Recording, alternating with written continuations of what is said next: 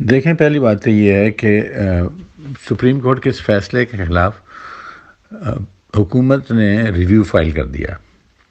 اس کا مطلب یہ ہے کہ یہ ایک طرح کی اپیل ہوتی ہے اس کے فیصلے کے خلاف، اور وہ شاید یہ بھی کہیں کہ جب تک آپ ریویو کا فیصلہ نہیں کرتے اس وقت تک اس ججمنٹ کو سسپینڈ رکھیں۔ ایک بات تو یہ ہے۔ دوسری بات یہ ہے کہ ابھی کھیل ختم نہیں ہوا، بلکہ میرے نزدیک ابھی کھیل شروع ہوا ہے۔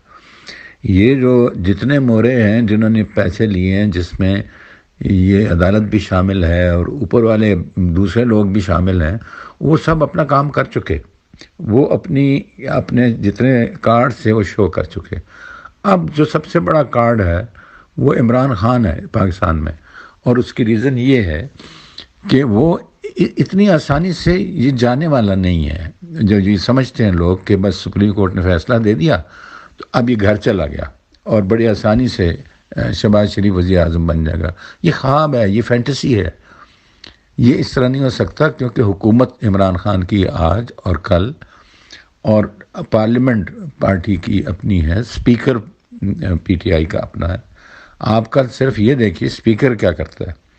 اسپیکر یہ بھی کر سکتا ہے۔ میں اگر اسپیکر ہوں تو میں یہ کہوں گا کہ یہ فیصلہ چونکہ سپریم کورٹ نے آئین کے ماورا کیا ہے، آرٹیکل 69 پارلیمنٹ کی کارروائی کو کسی عدالت میں چیلنج کرنے کا حق نہیں دیتا، تو یہ تو غیر آئینی ہے۔ اس لیے میرے لیے اس کو فالو کرنا بھی مشکل ہے۔ یہ کر سکتا ہے وہ، کیونکہ سپریم کورٹ پارلیمنٹ سے اوپر نہیں ہے۔ وہ انٹرپریٹ کر سکتی ہے آئین کو، اس میں تبدیلی نہیں لا سکتی یا اس کو رد نہیں کر سکتی، جو کہ اتنا برا فیصلہ ہے قانونی طور پہ کہ انہوں نے وہ الفاظ آئین کی شکوں میں ڈالے ہیں جو کہ ہے ہی نہیں آئین میں، کہ جب تک ووٹ ڈال کے جب تک وزیر اعظم کو ہٹاتے نہیں تب تک وہ ڈسکوالیفائی نہیں ہوتے۔ یہ کہیں نہیں لکھا ہوا آئین میں۔ دیئرفور جو کچھ ہونا ہے اس کے کئی قانونی اور آئینی وجوہات ہیں جن کی بنا پر یہ روکا جا سکتا ہے۔ اب وہ زمانہ چلا گیا جس بری طرح سے سپریم کورٹ کے فیصلے کو ٹویٹر پہ اور سوشل میڈیا پہ اور ٹک ٹاک پہ ججوں کو گالیاں اور اس فیصلے کی چیتھڑے اڑائے گئے ہیں، جو کہ بالکل درست ہے۔ اور میں حامی ہوں اس بات کا کہ اجازت نہیں ہونی چاہیے چور بازاری کو، اور وہ بھی اداروں کو استعمال کر کے اور آئین اور قانون کو استعمال کر کے، اس لیے کہ آپ لوگ تو یہ جج تو نان الیکٹڈ لوگ جو ہیں، الیکٹڈ لوگوں کے فیصلوں کو رد کرتے ہیں۔ یہ کیسے ہو سکتا ہے؟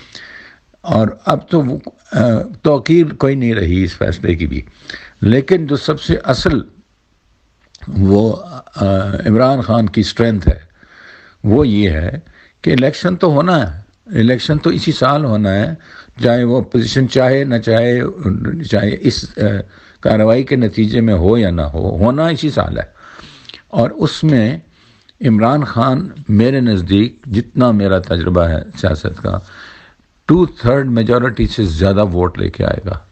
اب گلی گلی گھر گھر میں عمران خان جو ہے وہ ہاؤس ہولڈ نیم بن گیا ہے، اور کہیں سے بھی مجھے کہیں سوائے ان لوگوں کے جو کہ بکاؤ مال ہیں دوسری پارٹیوں کے، ایک تو میں جانتا ہوں ان سب کو، میں تو پیپلز پارٹی میں اتنی عمر گزاری ہے، یہ تو ان کی میں ایک ایک حیثیت کو جانتا ہوں، کتنے چور اور کتنے غیر اہم لوگ ہیں یہ سیاست میں، ان کی کوئی حیثیت نہیں ہے، یہ صرف کاروباری لوگ ہیں۔ تو ان کی کتنی اسٹرینتھ، چور کی کبھی اسٹرینتھ نہیں ہوتی، اور جس کے مقابلے میں ہیں وہ ان کو کبھی ایسا ملا نہیں کوئی جس کو وہ ہرا سکیں۔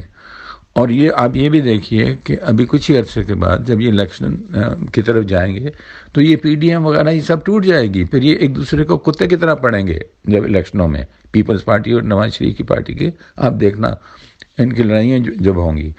سو یہ سب جعلی ہے، یہ سب ٹیمپرری ہے۔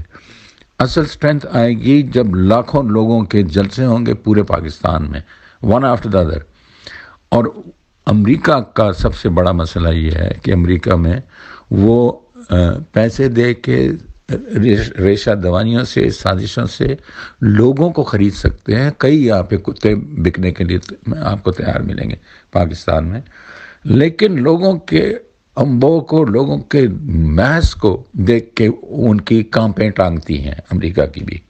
وہ کبھی انہوں نے دنیا میں کسی اس ملک میں انٹرفیئرنس نہیں کی جہاں پاپولر اپرائزنگ یا سپورٹ ہو، کیونکہ ان کے پاس وہ مینز نہیں ہے۔ مینز ہیں تو صرف یہ بیک گراؤنڈ میں اور وہ سازشوں سے حکومتوں کو بدلنے کے کام کرنا۔